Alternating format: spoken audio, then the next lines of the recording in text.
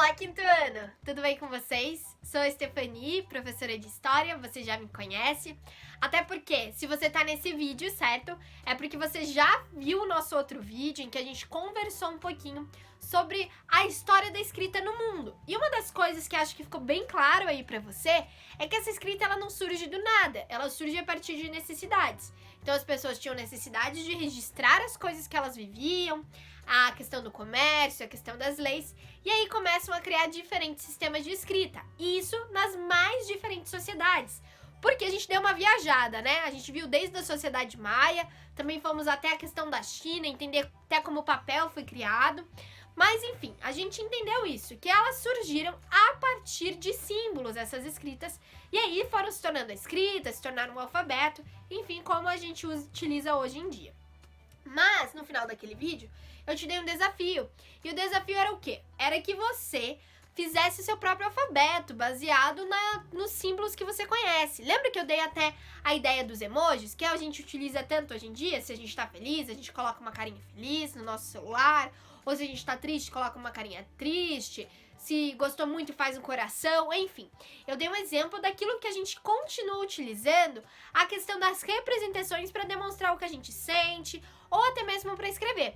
Mas a ideia era que você criasse o seu alfabeto, ou criasse uma frase, a partir dos objetos que você gosta, daquilo que você queria representar.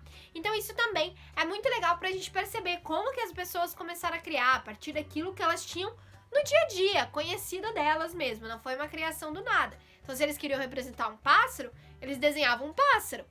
Assim como, por exemplo, hoje em dia a gente utiliza os emojis para demonstrar aquilo que a gente tá sentindo ou que gostaria de falar. Mas enfim, o nosso papo, né, a gente já entendeu sobre isso. Hoje eu quero falar um pouquinho pra vocês de como que a história vê esses documentos. A gente vai entender um pouquinho hoje das pistas que a história utiliza para estudar o passado. Nós chamamos essas pistas de fontes históricas. E elas podem estar divididas em diferentes categorias. E é isso que a gente vai conversar. Bom, a primeira delas é a categoria escrita, certo? As fontes escritas. Nelas estão o quê? Os documentos, as certidões, os livros, os diários, jornais, revistas. Gente, de tudo, né? Quase tudo que está escrito entra aí nessa questão das fontes escritas, que os historiadores utilizam para investigar o passado. Mas existem outras, como por exemplo, as fontes orais. São entrevistas, as lendas, as histórias, as tradições que são passadas oralmente, sabe aquela história da família, enfim. Tudo isso que é passado oralmente pela fala, que não tem registro escrito, é história oral, que também é utilizada pelos historiadores. Então a gente percebeu que tem a escrita e tem a história oral, as fontes orais.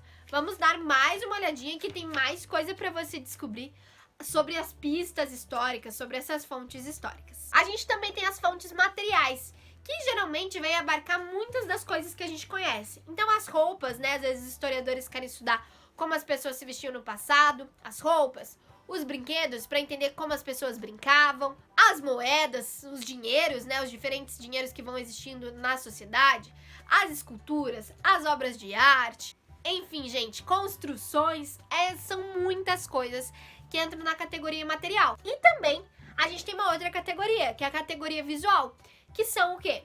Vídeos, filmes, fotos, imagens, desenhos, pinturas, enfim, várias coisas que são visuais, ou seja, daquilo que a gente enxerga, como fotos que tem aqui em cima, são dessa categoria. Então a gente começa a relembrar disso, pensar nisso, que os historiadores, eles utilizam pistas, certo? Que são essas fontes históricas, para entender o passado das pessoas. Espero que vocês tenham gostado e a gente se vê no próximo vídeo com mais aventuras históricas. Até, tchau, tchau!